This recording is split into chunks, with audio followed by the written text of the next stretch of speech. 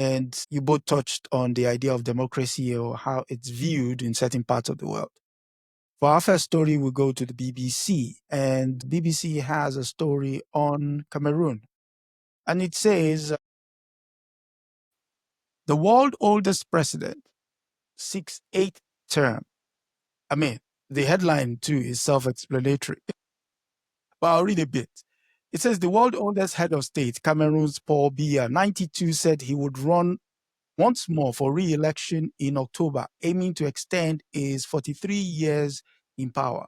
Rest assured, that's him saying, rest assured my determination to serve you matches the urgency of the challenges we face, he said in a post on X.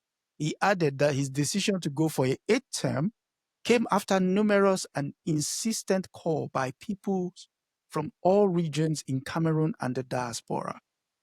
Sure. Those are dreams in his head, Listen, this is very tragic. I'm very angered, actually, and I feel very badly for the sister and brother in Cameroon. I've interviewed a Cameroonian sister.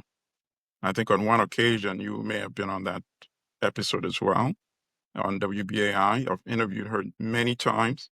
She used to work for the World Bank and is one of the leaders in diaspora now against what's been going on in Cameroon, particularly the war between the northern and southern part of Cameroon.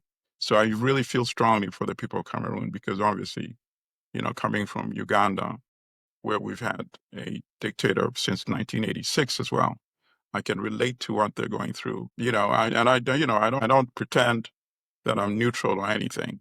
I'm very opposed to what this man has done to this country, to his country, with the support of France in particular. And I will be editorializing. I will be doing more interviews to denounce this. And I hope there's some way to prevent it from happening. But since October is already around the corner, it may be difficult, but it's a campaign that I think as many Africans as possible should join against this really abhorrent condition that this man has imposed on Cameroon.